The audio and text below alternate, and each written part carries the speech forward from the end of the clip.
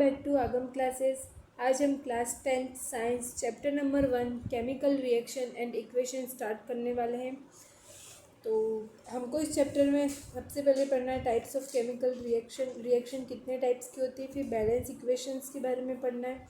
इससे एक क्वेश्चन ज़रूर आएगा आपके एग्जाम में। एक रेडॉक्स रिएक्शन क्या होती है, मतलब ऑक्सीडेशन रिएक्शन को मिला के जो रिएक्शन बनती है उसको हम रेडॉक्स रिएक्शन कहते हैं, तो उसके एग्जांपल्स पढ़ना है। फिर कोराइजन एंड रेंसिडिटी भी पढ़ना है। तो लेट्स स्टार्टेड विथ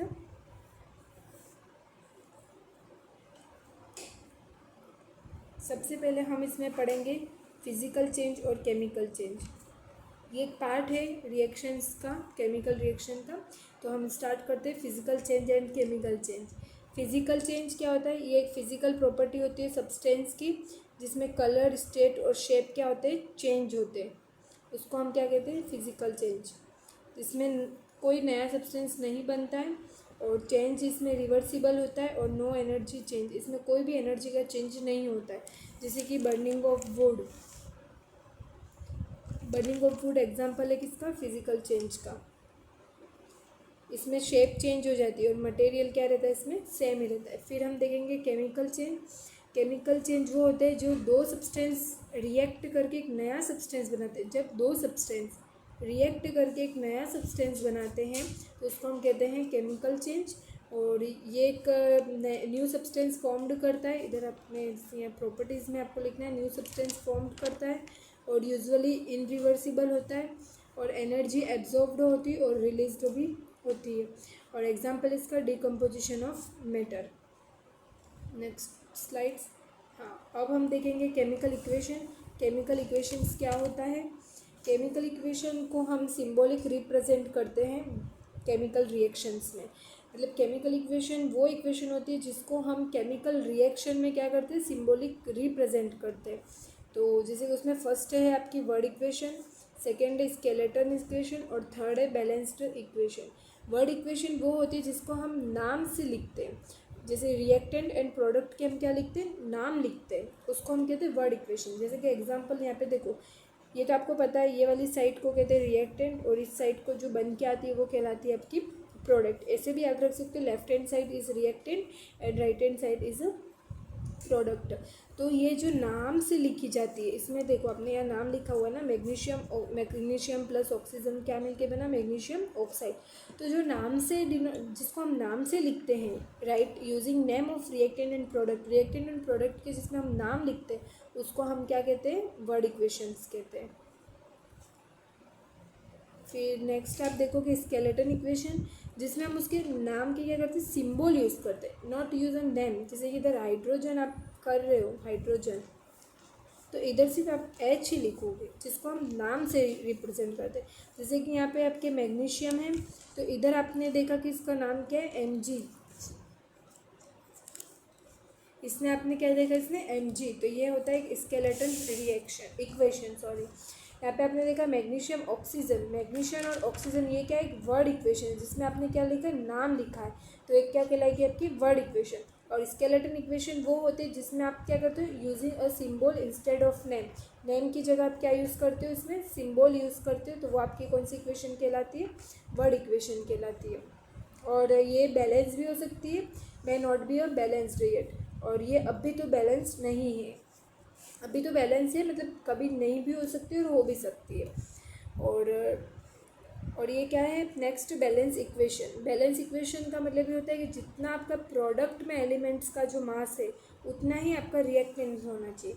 मतलब अगर रिएक्टेंट में आपके 3Fe है तो आपके प्रोडक्ट में भी 3Fe ही होना चाहिए। रिएक्टेंट में आपके 8H है तो इधर प्रोडक्ट में भी आपके 8H होना चाहिए। रिएक्टेंट में आपके 4 ऑक्सीजन है तो प्रोडक्ट में भी आपके कितने ऑक्सीजन होने चाहिए, 4 ऑक्सीजन होने चाहिए।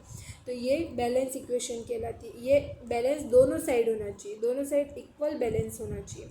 और इसमें एक टिप्स है आपकी कि this balance method is called a heat and trial method. आपको एग्जाम में ये भी पूछा जाता है कि हीट एंड ट्रायल मेथड से इक्वेशन बैलेंस करो, तो आपको कंफ्यूज नहीं होना है। बैलेंस इक्वेशन को ही हम हीट एंड ट्रायल मेथड कहते हैं। Next move on. आपको देखना है कि बैलेंस इक्वेशन क्या कैसे बनती है।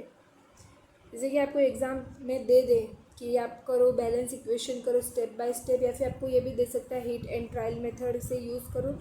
याद रखना बैलेंस इक्वेशन को हीट एंड ट्रायल मेथड कहते हैं।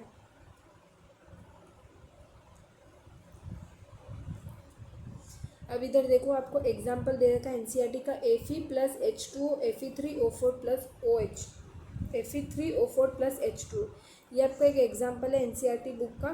तो आपको इसको क्या करना है, बैलेंस करना है। यू मीन मतलब इसका मतलब ये है कि हीट एंड ट्रायल मेथड के तरीके से करना है। फर्स्ट आपको क्या करना है, एक ड्रॉ करना है box a draw a box. उसके अंदर आपको क्या लिखना है कि जो भी आपको रिएक्शन दे रखी है आपको बैलेंस करने के लिए, उस रिएक्शन को इसके अंदर पुट कर देने का। ठीक है, सेकेंड स्टेप क्या करनी है आपको कि ऐसे आपको लिखना है एलिमेंट रिएक्टेंट एंड प्रोडक्ट। जो ये है उसको तो आप क्या कहते हो, एलिमेंट। जैसे कि Fe है तो ये एलिमेंट है, इसको आप क्या कहते हो, रिएक्टेंट। और जो एरो के बाद है उसको आप क्या कहते हो, प्रोडक्ट। तो आपको लिखना है एलिमेंट, पहले एलिमेंट्स करके आप उसके नाम लिख दो, Fe H और O, ये तीन ही एलिमेंट्स आपको दिख रहे हैं इस रिएक्शन में। फिर उसके रिएक्टेंट देखना है आपको, उस रिएक्टेंट में कितना है वो देखना है। देखो इधर Fe में रिएक्टेंट कुछ नहीं है, मतलब कितना है, 1 है। और इधर आप देखो प्रोडक्ट कितना है, 3 है। तो इधर आपको क्या लिखना है, 3 लिखना है। ठीक है, फिर हाइड्रोजन की बात करो तो इधर आपके हाइड्रोजन कितने हैं, 2 है। तो इधर आपके हाइड्रोजन कितने हैं, 2 है, तो वो आपने लिख दिया। और थर्ड देखे तो ऑक्सीजन इधर तो 1 है पर इधर कितने, 4। तब आपको एक एक करके इसको क्या करना है, बैलेंस। मतलब इधर ऑक्सीजन 1 है और इधर 4 है तो आपको इधर भी 4 ही करने हैं।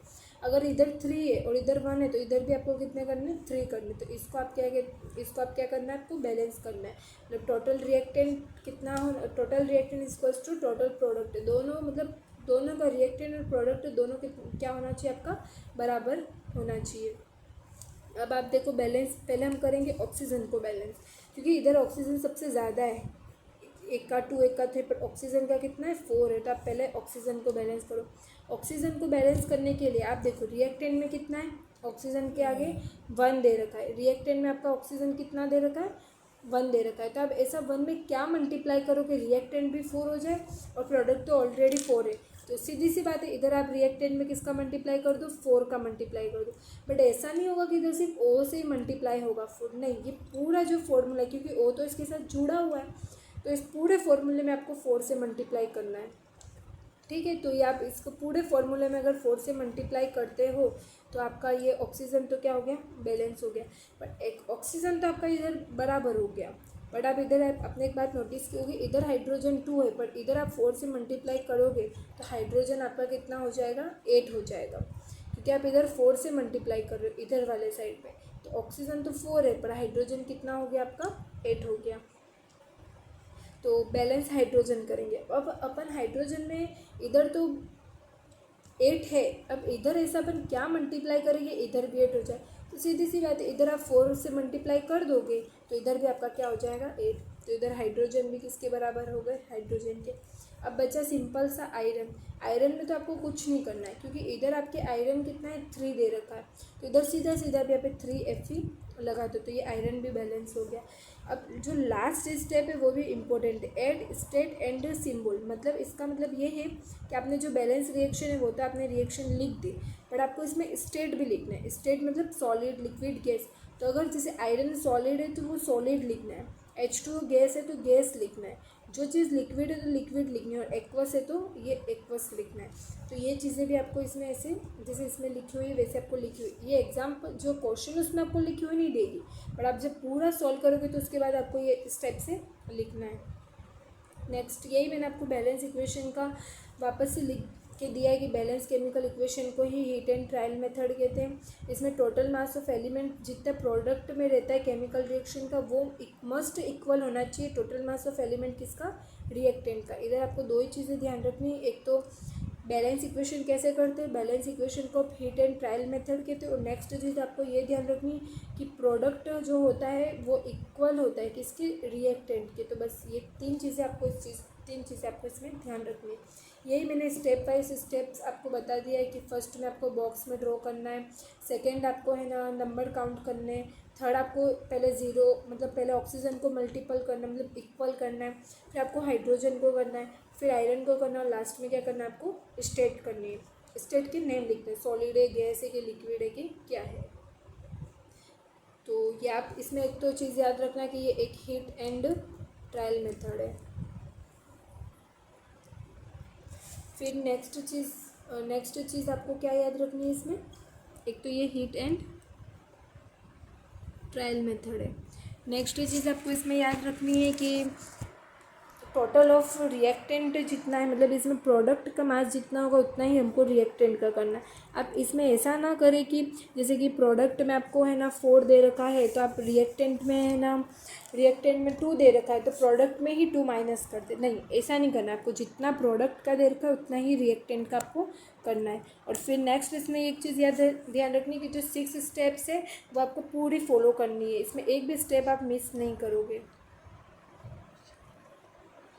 ठीक है। नेक्स्ट, केमिकल रिएक्शन कितने टाइप्स की होती है, तो ये 5 टाइप्स की होती है। First combination, second decomposition, third displacement, fourth double displacement और फिफ्थ ऑक्सीडेशन एंड रिडक्शन, जिसको हम क्या कहते हैं, रेडॉक्स रिएक्शन कहते हैं। तो कॉम्बिनेशन रिएक्शन वो होती है जिसमें 2 और 2 से ज़्यादा रिएक्टेंट कंबाइन करके क्या बनाते हैं, आपका एक प्रोडक्ट बनाते हैं, तो उसको हम क्या कहते हैं, कॉम्बिनेशन रिएक्शन कहते हैं। डीकम्पोजिशन रिएक्शन वो होती है जिसमें एक सिंगल रिएक्टेंट आपका सिंपलर भाग में टूट के क्या बनाएगा, आपका प्रोडक्ट बनाएगा। ये दोनों एक दूसरे की क्या होती है, अपोजिट होती है।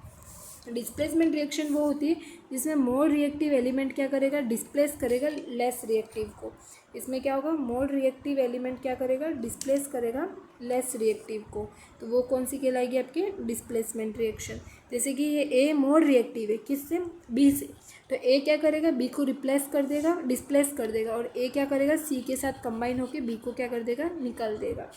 फिर हम देखेंगे इसमें double displacement reaction, exchange of ion between 2 reactant, 2 reactant के बीच में क्या करना है, आपको एक्सचेंज करना है। ये मैं आपको आगे बताऊंगी एक्सचेंज कैसे होते हैं आयन। जैसे कि इसमें ए बी और सी डी है तो ये ए डी से जुड़ जाएगा और ये सी बी से जुड़ जाएगा। ऑक्सीडेशन रिएक्शन क्या होता है, एक रिएक्टेंट ऑक्साइड होता है और अदर क्या होता है, रिड्यूस होता है, तो उसको हम ऑक्सीडेशन रिडक्शन कहते हैं, जिसको हम रेडॉक्स रिएक्शन कहते हैं। तो चलो इसको हम आगे का पार्ट है।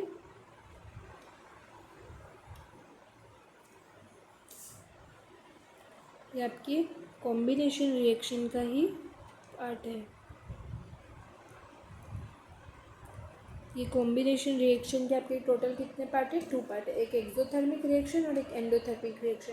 एक्सोथर्मिक रिएक्शन वो होती है जिसमें क्या होती है, हीट आपकी रिलीज्ड होती है, और एंडोथर्मिक होती है जिसमें हीट आपकी क्या होती है, एब्जॉर्ब्ड होती है। Reaction release heat and energy, इसमें क्या होता है, reaction in which heat is released with formation of product, मतलब हीट रिलीज करके क्या बनाता है, आपका प्रोडक्ट जो बनता है उसको हम एक्सोथर्मिक रिएक्शन कहते हैं। जैसे बर्निंग ऑफ नेचुरल गैस हो गया, रेस्पिरेशन की हो गई, डिकम्पोजिशन ऑफ वेजिटेबल हो गई, ये सब रिएक्शन किस में आती है, एक्सोथर्मिक पे। और ये होती है हीट एब्जॉर्ब करके जो रिएक्शन बनती है उसको हम कहते हैं एंडोथर्मिक। उसमें जैसे कि रिएक्शन विच हीट और एनर्जी एब्जॉर्ब करती है, जैसे कि CaCO3 है, उसमें आप हीट की रिएक्शन कराओगे तो ये CaO प्लस CO2 बनाएगी। इसमें सनलाइट की प्रेजेंस से कराओगे तो ये आपकी कौन सी होगी, एंडोथर्मिक रिएक्शन। और ये तो आपको पता ही है। उसके बाद photolysis use of light energy, photolysis जो रिएक्शन होती है वो किस लिए यूज़ होती है, कि लाइट एनर्जी के लिए यूज़ होती है। उसके बाद इसमें और क्या है, respiration is also exothermic reaction, जो रेस्पिरेशन वाली जो ये रिएक्शन है ये एक्सोथर्मिक की रिएक्शन, जिससे हमको क्या मिलता है, फूड मिलता है, और फूड से क्या बनता है, कार्बोहाइड्रेट, और कार्बोहाइड्रेट ब्रेक किस में हो जाता है, आपका ग्लूकोज में। तो जो glucose combined with oxygen in this cell of body and provide हमको क्या करती है, एनर्जी। तो वो एक केमिकल रिएक्शन का ही पार्ट है, मतलब कॉम्बिनेशन रिएक्शन केमिकल रिएक्शन का पार्ट कॉम्बिनेशन, और कॉम्बिनेशन का पार्ट क्या है, आपके एक्सोथर्मिक। उसके बाद आप देखोगे सिंगल डिस्प्लेसमेंट और डबल डिस्प्लेसमेंट। सिंगल डिस्प्लेसमेंट मतलब डिस्प्लेसमेंट, और डबल डिस्प्लेसमेंट। सिंगल डिस्प्लेसमेंट में जैसे कि मैंने आपको बताया, मोर रिएक्टिव एलिमेंट क्या करेंगे, आपके डिस्प्लेस करेंगी लेस रिएक्टिव एलिमेंट को। जैसे कि ये तो वो आप ऐसे एग्जांपल के तौर पे बताया था कि ऐसे डिस्प्लेस होता है, मेनली एग्जांपल ये, जैसे कि FeCuSO4 क्या करेगा, रिएक्ट करके FeSO4 प्लस Cu बनाएगा। इसका मतलब ये है कि Fe ज़्यादा रिएक्टिव है किससे, Cu से, मतलब यहाँ लिखा हुआ है मैंने, Fe is more reactive than Cu, Fe is ज़्यादा रिएक्टिव देन Cu। तो ये क्या करेगा, Cu को डिस्प्लेस कर देगा और SO4 के साथ ज्वाइंट हो जाएगा। वैसे ही Zn भी ज़्यादा रिएक्टिव है किससे, Cu से, और Pb भी ज़्यादा रिएक्टेड है किससे, Cu से। तो ये इनको डिस्प्लेस करके खुद जॉइंट हो जाएंगे। इसके बाद डबल डिस्प्लेसमेंट में तो मैंने आपको बताया कि आयन का रिएक्टेंट के बीच में क्या होता है, एक्सचेंज होता है, वो डबल डिस्प्लेसमेंट कहलाती है। Such reaction in which there is exchange of ion between react करने में, बिटवीन जब रिएक्ट करते हैं अपन तो उसमें क्या होता है, आयन का एक्सचेंज हो जाता है। जैसे कि Na2SO4 प्लस BaCl2, ये आपका एग्जाम्पल दे रखा है, उसके रिएक्शन करके BaSO4 प्लस 2NaCl, तो इसमें है ना Na2SO4 प्लस Na जो है वो प्लस का है, Na यहाँ पे आपकी क्या प्लस का है, तो वो किसके साथ जुड़ जाएगा, Cl से माइनस का। और जो आपका SO42 है वो माइनस का है, तो वो किसके साथ जुड़ जाएगा, आपके प्लस के साथ। तो इसमें प्लस माइनस ज्वाइंट हो जाएंगे और ये माइनस प्लस, मतलब यही आयन का एक्सचेंज, जो प्लस है वो प्लस वाले के साथ नहीं रहेगा, या तो वो माइनस वाले के साथ जाके ज्वाइंट होगा। अब Na2 और Cl से जुड़ जाएगा, और SO4 किसके साथ आ जाएगा, BaSO4, और ये प्रिसिपिटेट होता है BaSO4। In this reaction white precipitate of BaSO4 is formed which is insoluble in water.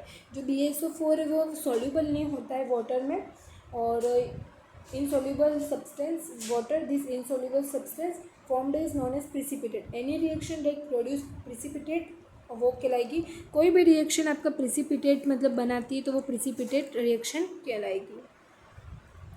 ये आपको मैंने इधर ये वाला इसलिए बताया वापस से, क्योंकि जो यहाँ पे रिएक्टिव सीरीज़ है, जो डिस्प्लेसमेंट में आपको पूछता है कि मोर रिएक्टिव एलिमेंट क्या करेगा, डिस्प्लेस करेगा लेस रिएक्टिव को। तो इसमें मैंने आपको डिस्प्लेसमेंट रिएक्टिव सीरीज़ लिखाई है मोस्ट से लेस्ट।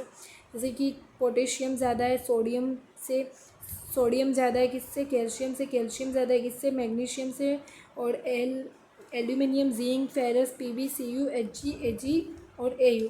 तो ये आपको याद रखना है, क्योंकि ये आपको मतलब आपको इक्वेशन दे दी तो आपको कैसे पता चलेगा कि इसमें Cu ज़्यादा है कि Fe ज़्यादा है। तो ये एक आपका रिएक्शन है। जैसे Cu सबसे कम है, जिसको देखो Zn, Pb और Fe, इन तीनों में Cu कम है, इसलिए हमने इधर क्या किया, Cu को डिस्प्लेस करा है। इधर देखो, अब इधर ये 30 Cu थे, इधर डिस्प्लेस करके ये बना, ठीक है। और इसको आप ऐसे याद कर सकते हो, ये इसकी एक ट्रिक है। ऑक्सीडेशन रिडक्शन, जिसको हम क्या कहते हैं, रेडॉक्स रिएक्शन, मतलब इसका कहने का मतलब ये कि ऑक्सीडेशन अलग है, रिडक्शन भी अलग है, पर जब ये दोनों रिएक्शन मिलती है तो उसको हम क्या करते हैं, redox reaction. Reaction in which one reacted get oxide और अदर क्या करता है, रिड्यूस करता है, उसको हम कहते हैं रेडॉक्स रिएक्शन। मतलब इसका कहने का मतलब ये है कि ऑक्सीडेशन में क्या होता है, वन रिएक्टेंट गेट ऑक्साइड, मतलब इसमें क्या होता है, ऑक्सीजन क्या होता है, गेन होता है, तो वो आपकी कौन सी कहलाई, ऑक्सीडेशन रिएक्शन। और रिडक्शन में क्या होता है, रिड्यूस्ड होता है, मतलब ऑक्सीजन क्या होता है, लूज होता है, तो वो आपकी कौन सी कहलाई, रिडक्शन। जब ये दोनों चीज़ें मिलती हैं तो आपकी ये कौन सी रिएक्शन कहलाती है, रेडॉक्स रिएक्शन। जैसे कि एग्जांपल है ऑक्सीडेशन रिएक्शन का, कॉपर ऑक्सीडेशन, जिसमें देखो Cu प्लस O2 को रिएक्ट करेंगे तो इसमें क्या बनेगा आपका, CuO। इसको आप बैलेंस कर लेना, बैलेंस करी हुई ये मैंने बताई है, जिसमें वन रिएक्टेंट गेट ऑक्साइड हो जाता है और अदर, ये तो मैं आपको डेफिनेशन बता दी है अब। और इसमें जैसे कि Cu गेन करेगा, किसको करेगा, ऑक्सीजन को, तो ये आपकी कौन सी, कॉपर क्या कहलाया आपका, ऑक्साइड कहलाया। वैसे ZnO प्लस Ca, अब इसमें देखो ZnO ने क्या किया, C को क्या कर दिया, रिड्यूस कर दिया, ZnO क्या बन गया, Zn प्लस CO, तो ZnO ने क्या किया, O को रिड्यूस कर दिया, तो ऑक्सीजन को रिड्यूस करने वाली रेडॉक्स रिडक्शन कहलाएगी। अब ऑक्सीडेशन और रिडक्शन दोनों का कॉम्बिनेशन बन के आपकी आई रेडॉक्स रिएक्शन। रेडॉक्स रिएक्शन क्या होता है कि MnO2 प्लस 4HCl दे रखा है आपको, उससे बना MnCl2 plus 2H2 plus Cl2। मतलब देखो MnO2 है, उसने क्या किया, ऑक्सीजन को क्या करा, रिड्यूस करा, और ये Cl के साथ जाके जॉइंट हो गया। इसने क्या किया, MnO ने, इधर लिखा है गेन किया, बट अपन इसको याद करने का तरीका मैं आपको बताऊंगी। इसने क्या किया, आपको ऑक्सीजन को रिड्यूस करा, Cl से जुड़ा ना, तो ऑक्सीजन को रिड्यूस करती कौन सी कहलाई, रिडक्शन रिएक्शन। अब देखो, अब इसने क्या किया कि HCl ने O को, मतलब H जो है हाइड्रोजन, उसने किसके साथ जुड़ा, O के साथ जुड़ा, तो इसने क्या किया, ऑक्सीजन को गेन किया, तो ये कौन सी कहलाएगी, ऑक्सीडेशन। और जब ये दोनों रिएक्शन मिलती है तो ये रिएक्शन आपकी कौन सी कहलाती है, रेडॉक्स रिएक्शन। ये आपको समझ में आया। चलो अब हम आगे नेक्स्ट बढ़ते हैं। अब हम देखेंगे ऑक्सीडेशन अपनी डेली लाइफ में, एवरीडे लाइफ में अपने क्या यूज़ में आता है। तो फर्स्ट है कोराइजन और सेकंड है रेंसिडिटी। कोराइजन क्या होता है, जो रस्टिंग ऑफ आयरन है वो एक इसका कॉमन एग्जांपल है। कोराइजन का जो रस्टिंग ऑफ आयरन है वो इसका क्या है, मोस्ट कॉमन एग्जांपल ऑफ कोराइजन का। When a metal attack by a substance, जब मेटल पे अटैक हो, metal when a metal is attacked by a substance around in moisture और एसिड, जब मेटल पे अटैक हो मॉइस्चर मतलब जैसे कि रस्टिंग ऑफ आयरन, पड़ा पड़ा मतलब जिस पे जंग लग जाना जिसको अपन कहते हैं, तो वो चीज़ हो तो मेटल क्या हो जाएगा, कोरोड्स हो जाएगा। तो उस प्रोसेस को हम क्या कहेंगे, कोराइजन कहेंगे। इसका एग्जांपल है black coating on a silver और green coating on a copper, जैसे कि उसमें आपकी क्या लग जाता है, जंग लग जाता है। उसके बाद हम देखेंगे रेंसिडिटी। रेंसिडिटी क्या होती है, जैसे कि नहीं कोई चीज़ अपन खाने की चीज़ें खुली रखते थे, कुछ हो जाता है जैसे खुली रख देते तो उस पर तेल चढ़ जाता है, जो चीज़ तेल चढ़ जाता है उसको हम कहते हैं रेंसिड, और उसका स्मेल और टेस्ट में क्या हो जाता है आपके, चेंज हो जाता है। तो इसी को ही हम क्या कहेंगे, आपके रेंसिडिटी कहेंगे। तो इससे हम बचने के तरीके क्या हैं कि या तो आप इसको एयर टाइट कंटेनर में रखें, जब जो भी आपका खाना की चीज़ है उसको आप क्या करें, एकदम टाइट डब्बे में रखें, और एंटीऑक्सीडेंट इस फूड में क्या करें, आप ऐड करें, और इसको क्या करें, स्टोर करें इन रेफ्रिजरेटर। तो इससे आपकी क्या होगा कि रेंसिडिटी मतलब रेंसिड नहीं होगी, मतलब तेल नहीं चढ़ेगा उस पर। Both corrosion and rancidity and oxidation reaction happen in a everyday life. ये दोनों चीज़ें हमारे डेली लाइफ में कहीं ना कहीं यूज़ होती है, मतलब ये कहीं ना कहीं अपने डेली लाइफ में होता है, कोराइजन और रेंसिडी। ठीक है, ये तो आपके बस मैंने चैप्टर आपका कंप्लीट होता है वैसे, बट ये आपके मैंने इंपॉर्टेंट फार्मूला आपके मतलब मैंने आपको बता दिए कि जैसे सल्फ्यूरिक एसिड क्या होता है, लीड नाइट्रेट, क्विकलाइम, तो ये सब आप पूरे रीड कर लेना। ये आपके इंपॉर्टेंट है, एमसीक्यू बेस में भी आपको पूछे जाएंगे। आपको रिएक्शन करते वक्त आपको नहीं पता चलेगी मेरे को रिएक्शन कैसे करनी है, बट आपको पता चले कि प्रोडक्ट आपका जिंक सल्फेट बनता है तो आपको इसका फॉर्मूला याद होना चाहिए। ये क्विक रिवीजन है आपके चैप्टर का, जो मैंने आपको इधर बताया है। कॉम्बिनेशन रिएक्शन क्या होती है, डिकम्पोजिशन रिएक्शन मैंने बता दिया आपको, डिस्प्लेसमेंट बताई, इसमें डबल डिस्प्लेसमेंट बताए, एक्सोथर्मिक एंडोथर्मिक, ये आपके कॉम्बिनेशन रिएक्शन का ही क्या है, पार्ट है, एक्सोथर्मिक और एंडोथर्मिक। इसके कॉम्बिनेशन रिएक्शन कितने टाइप्स की होती है आपके, 2 टाइप्स की होती है। कौन कौन सी, एक्सोथर्मिक और एंडोथर्मिक। एक्सोथर्मिक रिएक्शन वो होती है जिसमें आपकी क्या होती है, हीट रिलीज होती है, और एंडोथर्मिक वो होती है जिसमें आपकी क्या होती है, हीट एब्जॉर्ब होती है। उसके बाद रेडॉक्स रिएक्शन बताई जिसमें ऑक्सीडेशन और रिडक्शन दोनों होता है, मतलब या तो ऑक्सीजन गेन होता है या ऑक्सीजन लूज होता है, तो वो आपकी कौन सी होती है, रेडॉक्स होती है।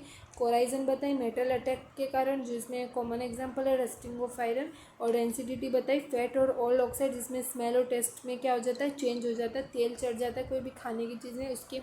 इसको हम कैसे बचे, तो एयर टाइट कंटेनर में इसको हम स्टोर करके बच सकते हैं। तो that's for video, thank you so much for watching this video.